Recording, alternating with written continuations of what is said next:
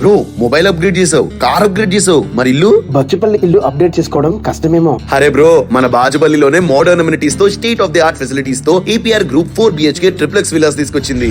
APR Praveen's Premium Triplex Villas at Hillside at Bachupalli. APR Group, నిర్ణయం మీది, నిర్మాణం మాది. Call 9100455505.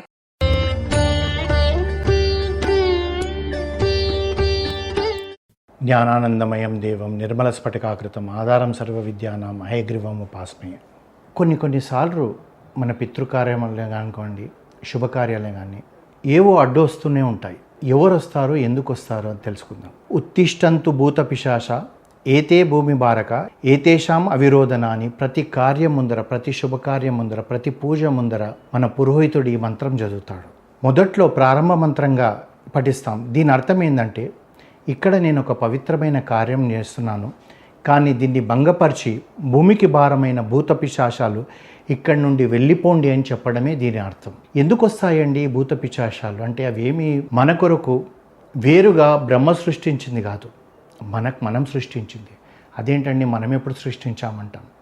మనం ఎప్పుడైతే పితృలకు గౌరవపూర్వకంగా మనము వారిని ప్రార్థించమో వాళ్ళు పిశాచాలుగా ఉండిపోతారు. అయితే సృష్టిలో రాక్షసులు ఉంటారు, భూతాలు ఉంటాయి, పిశాచాలు ఉంటాయి.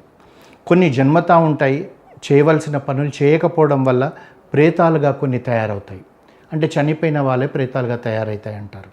ఇవి ఎలా అవుతారండి అంటారు. ఓ వ్యక్తి చనిపోయాడు అనుకోండి, అతనికి పెద్ద కర్మ చేసే వరకు కొన్ని కార్యక్రమాలు శ్రద్ధతో చేయాలి, కానీ శ్రద్ధగా చేయడం లేదు.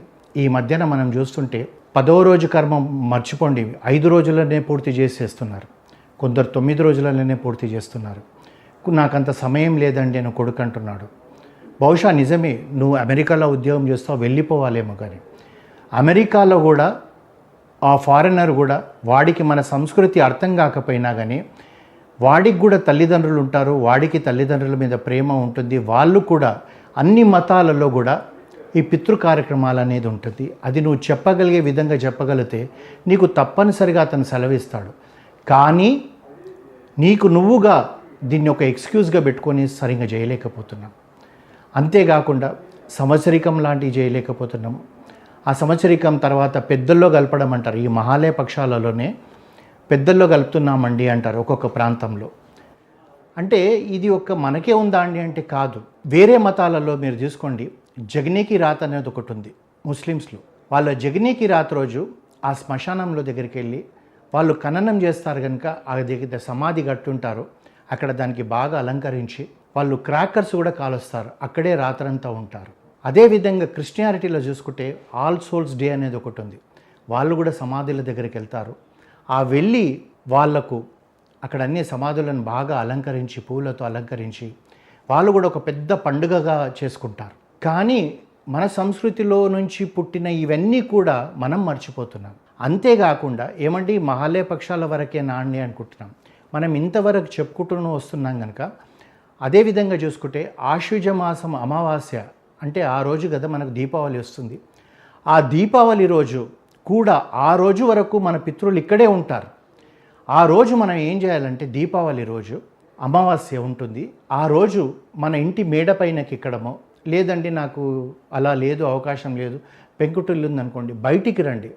లేదా మీరు అపార్ట్మెంట్లలో ఉంటే పైన ఆ 5th ఫ్లోర్ పైన వెళ్ళండి. చిన్న దివిటి అంటే ఒక కాగడాలు ఉంటాయి కదా, ఒక కట్టెకు బట్ట కట్టి దాన్ని వెలిగించి ఆకాశంలో చూపెడుతూ అక్కడ మన పితృలు అక్కడ ఉంటారు.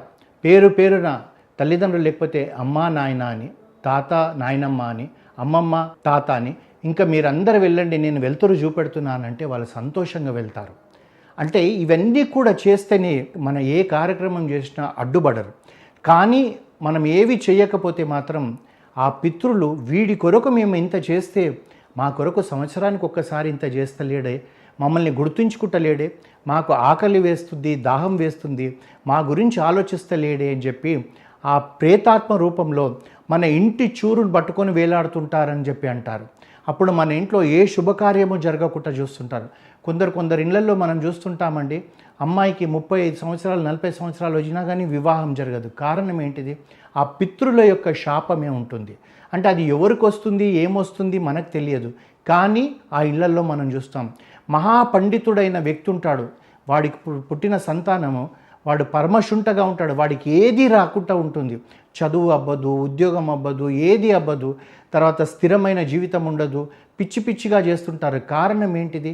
ఇవన్నీ కూడా మనం చూసుకుంటుంటే ఈ పితృల యొక్క శాపమే అంటారు, పితృదోషం అంటారు. అందు గురించి మన పెద్దలు ఈ పితృదోషం తెలుసుకోవాలంటే కూడా మన జాతక చక్రంలో తెలుస్తుంది. ఆ పితృదోషం పోవాలంటే ఈ మహాలయ పక్షాలలే కాకుండా రామేశ్వరం వెళ్ళి పూజ చేసుకుంటే కూడా పితృదోషం పోతుంది అంటారు. అయితే ఇవన్నీ మనం చేయాల్సిందే. అంటే మనం దసరా నాడు బట్టలు కుట్టించుకోవడము, దివాళీ నాడు మనం క్రాకర్స్ కాల్చడము, సంక్రాంతి వస్తే పతంగులు ఎగరేసుకునే పండుగనే కాదు. ఇది కూడా మన దృష్టిలో మన దాంట్లో మొదటి ప్రాముఖ్యత ఇది ఉండాలి. రెండో ప్రాముఖ్యత మన పిల్లవాడి బర్త్డే లేదా వాడికి సైకిల్ ఇప్పించడమో లేకుంటే మోటార్ సైకిల్ ఇప్పించడమో, ఇవి రెండో ప్రాముఖ్యతగా ఉండాలి. ముందు మాత్రం మనకు జన్మనిచ్చిన తల్లిదండ్రుల ప్రాముఖ్యత, వారికి జన్మనిచ్చిన తాత ముత్తాతలకు ప్రాముఖ్యత. ఒక్క నిమిషం ఆలోచించండి. చాలామంది ఏంటంటే ఇవన్నీ వేస్ట్ అండి అంటారు. ఏది వేస్ట్ కాదండి. ప్రతి దానికి కూడా నువ్వు తెలిసి తెలియక కూడా ఒక పనసపండు తిన్న తర్వాత ఆ విత్తనం దొడ్లో వేస్తే అది చెట్టు అయ్యి మహావృక్షమై నీకు పండ్లు ఇస్తుంది. అది వేస్ట్ కాదు. విత్తనం వేస్ట్ అనుకుంటావు.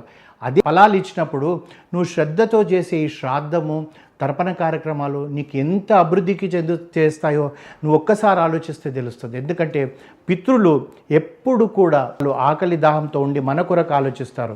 అందుగురించే ఈ భూత ప్రేత పిశాచాలు ఏవి కూడా ఉండకూడదంటే మనం ఎప్పుడు కూడా మన ఇంట్లో శుభకార్యం జరగాలంటే పితృలను స్మరించడం మర్చిపోకూడదు. పితృలను గుర్తుపెట్టుకోవాలి. పితృల కొరకు చేయాల్సింది ఎక్కడ ఉంటే అక్కడ మనం చేయాల్సిందే. మరణించిన వారికి అంటే ఆ 10 రోజులు అనుకోండి, 11వ రోజు 12వ రోజు కర్మ ఎప్పుడైతే చేస్తామో చాలా శ్రద్ధగా చేయాలి. ఒకవేళ ఇది అశుభమైతే అండి, మనము 12వ రోజు 11వ రోజు అందరినీ పిలిచి మనం ఎందు గురించి భోజనాలు ఏర్పాటు చేస్తాము. అశుభం అంటూ ఏది లేదు. పుట్టినప్పుడు ఎంత సంతోషంగా 21 రోజు నామకరణము ఇవన్నీ చేసి సంబరాలు చేసుకుంటామో, చనిపోయిన వాళ్ళకు కూడా అంత గౌరవం ఇవ్వాలని చెప్పి మనకు శాస్త్రం చెప్తుంది. అంటే జీవితంలో ఒకటి గుర్తుపెట్టుకోవాలి, తల్లిదండ్రులను మర్చిపోకూడదు. తల్లిదండ్రుల వల్లనే ఈ శరీరంలో రక్తం నీకు ఎలా వచ్చిందంటే నా తండ్రి వల్ల వచ్చిందని గౌరవంగా చెప్పుకోవాలి. నీకు సంస్కారం ఎలా వచ్చిందంటే మా అమ్మ పాలివ్వడం వల్లనే వచ్చిందని చెప్పుకోవాలి. అది చేసిన నాడు నువ్వు వృద్ధిలోకి వస్తావు. అంటే మనం ప్రతిదీ కూడా డబ్బుతో ముడిపెట్టుకుంటున్నాం. డబ్బు ఏది కూడా శాశ్వతం కాదు. డబ్బు ఉండి కూడా డబ్బును ఉపయోగించుకునే సందర్భాలు ఎన్నో ఉంటాయి మనకు. ఆ సమయంలో డబ్బు ఏమి ఉపయోగం కాదు. మరి ఏమి ఉపయోగం వస్తుందంటే మన పెద్దలు చేసిన పుణ్యమే మనకు ఉపయోగంలోకి వస్తుంది. ఆ పెద్దలు చేసిందే మనకు దారి చూపెడుతుంది. ఆ పెద్దల పుణ్యమే అంటారు కదా. ఎప్పుడు ఎవరిని అడగండి, ఏమండి మీరు ఇంత గొప్పగా ఎదిగారంటే మా పెద్దల పుణ్యం అండి, నాదేముందండి అంటాడు. అంటే నమ్రతతో ఉన్న వ్యక్తి. అంతేగాని అహంకారంతో ఉన్న వ్యక్తి ఏముందండి మా నాన్న మామూలుగా ఇంటర్మీడియట్ చదివాడు, నేను డాక్టర్ చదివాను అని కించపరిచే వాళ్ళు కూడా ఉంటారు. అంటే నీ గొప్పతనం నువ్వు చేసుకుంటున్నావు. ఇక్కడ పితృల యొక్క వారి ఆత్మఘోష నీకు తగిలిందనుకో, ఆ శాపం కింద నీకు తగిలి నీకు పడరాని కష్టాలు పడతాట్టుగా మనం ఎంతోమందిని చూసాం. అలా కాకుండా పితృలను మనం గౌరవించాలి. ముఖ్యంగా ఈ మహాలయ పక్షాలలో వాళ్ళు ఆ ప్రేతాత్మ రూపంగా ఎవరున్నా కానీ మనకు తెలియదు ఎవరున్నారో. ఆ పేర్లు చదివేటప్పుడు కానీ ఆయన తర్పణ మొదలేటప్పుడు, ఎందుకంటే మహాలయ పక్షాలలో బంధువుల పేర్లు చదువుతాం, స్నేహితుల పేర్లు చదువుతాం, చుట్టాల పేర్లు చదువుతాము, మన తల్లిదండ్రుల పేర్లు చదువుతాం. అప్పుడు ఆ ఒక్క మాట మనసులో మనం అనుకుంటే మీకు ఏ రకమైన అసంతృప్తి ఉన్నా కానీ ఈరోజు నేను తర్పణ మొదలుతున్నాను, ఈ విధంగా నీ దాహం తీర్చుకో అని చెప్పి మనం ప్రార్థన చేయగలిగితే అంతే. వాళ్ళు ఆశీర్వదించారనుకోండి, మన జీవితాలలో ఎప్పుడు ఎలాంటి కష్టం కూడా ఉండదు. పితృ దేవతలు అన్నారు, అది మర్చిపోకూడదు.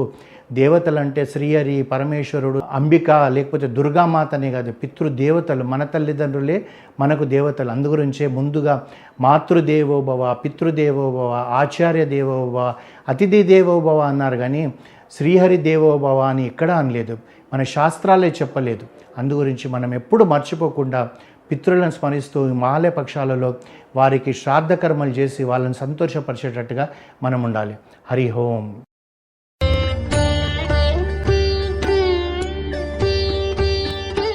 బ్రో మొబైల్ అప్గ్రేడ్ చేసావు, కార్ అప్గ్రేడ్ చేసావు, మరి ఇల్లు? బచ్చుపల్లి ఇల్లు అప్డేట్ చేసుకోవడం కష్టమేమో. అరే బ్రో, మన బాజుపల్లిలోనే మోడర్న్ అమ్యూనిటీస్ తో state of the art facilities తో APR Group 4 BHK triplex villas తీసుకొచ్చింది. APR Praveen's Premium Triplex Villas at Hillside at Pachupalli. APR Group, నిర్ణయం మీది, నిర్మాణం మాది. Call 9100455505.